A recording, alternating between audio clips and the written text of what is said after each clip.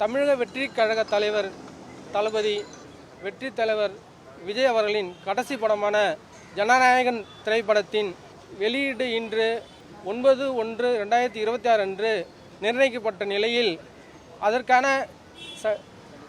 Sensor certificate கோரி ஏற்கனவே அனுமதி கோரியிருந்த நிலையில் வேண்டுமென்றே மத்திய அரசு அது சர்டிஃபிகேட் வழங்கும் அமைப்பு ஏற்கனவே அதனை படத்தை பார்த்து முடித்தும் சர்டிஃபிகேட் வழங்காமல் இருந்தது. தமிழக வெற்றி கழகத்தின் தொண்டர்கள் மற்றும் ரசிகர்கள் மற்றும் அல்லாமல் தமிழக மக்களே திருவிழாவாக கொண்டாடி மகிழ்ந்து கொண்டிருந்த இந்த வேளையில் வேண்டுமென்றே அந்த மகிழ்ச்சியை தடுக்க வேண்டும், தலைவர் வெற்றி தலைவர் அவர்களின் வெற்றியை தடுக்கும் நோக்கில் வேண்டுமென்றே சர்டிஃபிகேட் கொடுக்காமல் இழுத்தடித்து வந்தனர். இதனால் அதன் புரொடக்ஷன் நிறுவனமான KVN நிறுவனம் உயர்நீதிமன்றத்தை அணுகி ஏற்கனவே படத்தை பார்த்து சர்டிஃபிகேட் US சர்டிஃபிகேட் கொடுப்பதற்கான பரிந்துரை அளித்த பிறகும் சர்டிஃபிகேட் கொடுக்கப்படவில்லை. ஆனால் எனவே சர்டிஃபிகேட் கொடுக்க உத்தரவிடுமாறு ரிட் ஆஃப் மேண்டமஸ் சென்னை உயர்நீதிமன்றத்தில் தாக்கல் செய்யப்பட்டது. இந்த வழக்கு கடந்த 6ஆம் தேதி விசாரணைக்கு வந்தது. அதன் பின்பு 7ஆம் தேதி ஒத்திவைக்கப்பட்டது. இன்று நீதிபதி அவர்கள் மாண்புமிகு உயர்நீதிமன்ற நீதிபதி PT ஆஷா அவர்களின் முன்னிலையில் இன்று தீர்ப்பு பகரப்பட்டது. அந்த உத்தரவில் சேர்பர்சன் அவர்கள் there is no jurisdiction to the chairperson to review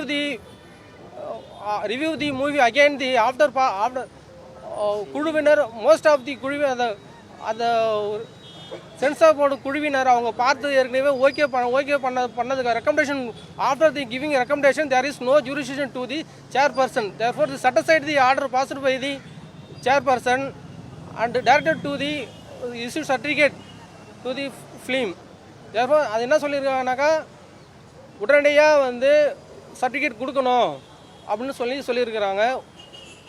KVN production தரப்பில் தாக்கல் செய்யப்பட்ட மனு அனுமதிக்கப்பட்டு சர்டிஃபிகேட் வழங்க உத்தரவிடப்பட்டுள்ளது. இது தமிழக மக்கள் மற்றும் ரசிகர்கள் அனைவரும் பெருந்திரளாக இன்று மகிழ்ச்சியாக கொண்டாடி வருகின்றனர். இந்த உத்தரவை கேட்டு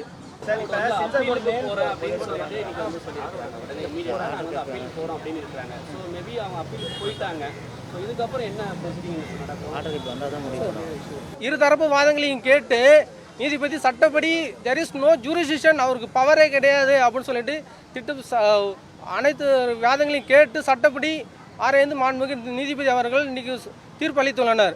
இது வேண்டுமென்ற இழுத்தடிக்கணும். விஜய் அவர்களின் வளர்ச்சியை பிடிக்காத ஒருவேளை அவங்க அப்பீல் போனாங்க அப்படின்னாக்கா தமிழக ரசிகர்கள் விஜய் சார் ரசிகர்கள் மட்டுமல்லாது தமிழக மக்கள் அனைவரும் கொதித்தெறிந்து அந்த மத்திய அரசின் மீது வேண்டுமென்றே இவங்க பண்ணுறாங்கன்னு சொல்லி அவங்க மீது வெறுப்பு அதிகமாக தான் ஆகும். இது வேண்டுமென்றே அரசியல் உள்நோக்கத்தோட அவங்க அப்பீல் ஃபைல் பண்ணாங்கன்னா இது முழுக்க அரசியல் உள்நோக்கம் தான். ஏற்கனவே அரசியல் உள்நோக்கத்தோடு செயல்படுறாங்கன்றது மக்களுக்கு தெரியுது.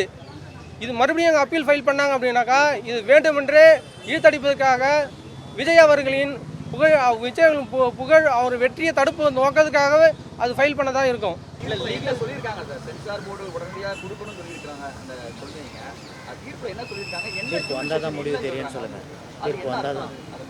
சார் தீர்ப்பு முழுமையான தீர்ப்பு 11:30 மணிக்கு ஆன்லைனில் அப்லோட் பண்ணணும்னு சொல்லி நீதிபதி அவரும் சொல்லியிருக்கிறாங்க.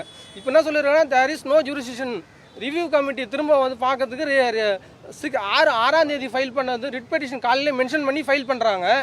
மீன் டைம் ஆஃப்டர் மென்ஷனிங் தி ரிட் பெட்டிஷன் ஃபைல் பண்ணுறதுக்கு அதுக்கப்புறமா தேர் பாஸ்டு தி ஆர்டர் நாங்கள் ரிவ்யூ பண்ண போகிறோன்னு சொல்லி ஆர்டர் அவங்க சேர்பர்சன் ஆர்டர் பண்ணியிருக்கிறாங்க. அதனால் there is no without jurisdiction இல்லை அவங்கன்னு சொல்லிட்டு அந்த ஆர்டரை ஆர்டிகல் 226 பயன்படுத்தி அந்த அவங்க ஆர்டர் சட்டசைட் பண்ணிவிட்டு the petition is allowed filed by the KVN production. படத்தை திருப்பி பார்க்கக்கூடாதுன்னு சொல்கிறாங்களா? ஏற்கனவே ஒரு தடவை பார்த்து ஏற்கனவே சர்டிஃபிகேட் வழங்கக்கூடிய அந்த சென்சார் போர்டுடைய 5 பேர் உள்ள கமிட்டியில் மேக்ஸிமம் மெஜாரிட்டி 4 பேர் அவங்க பார்த்து சர்டிஃபிகேட் கொடுக்கலாம், US சர்டிஃபிகேட் கொடுக்கலாம் அப்படின்னு சொல்லிட்டாங்க. அப்படி இருக்கும்போது ஒரு நபர் அப்ஜெக்ஷன்ஸ் தெரிவிச்சிருக்கிறாங்க. அவங்களே அந்த கமிட்டியில் இருக்கிறவங்களே திரும்ப அவங்க லெட்டர் கம்ப்ளைண்ட் கொடுக்கக்கூடாது. ஏன்னா அவங்க எதாவது அப்ஜெக்ஷன் இருக்குனாக்கா அவங்க அப்ஜெக்ஷனாக தான் கொடுக்கணும். அது அவங்களுக்கே அது எப்படி அவங்களே உள்ள இருக்கிறவங்களே கொடுக்கலான்னு சொல்லிட்டு அந்த வாதத்தை வந்து கேவிஎன் ப்ரொடக்ஷன் தரப்பில் அளிக்கப்பட்டது. அதையும் வந்து நீதிபதி ஏற்று கொண்டுட்டு இருக்கிறாங்க. அதனால் அவங்களுக்கு ஜூரிஷனே கிடையாது. வேண்டுமென்றே இந்த படத்தை வெளியிடத்தை தடுக்க வேண்டும் என்ற ஒரு உள்நோக்கத்துடைய இந்த சர்டிஃபிகேட் இஷ்யூ போல தடை செய்யப்பட்டுள்ளது.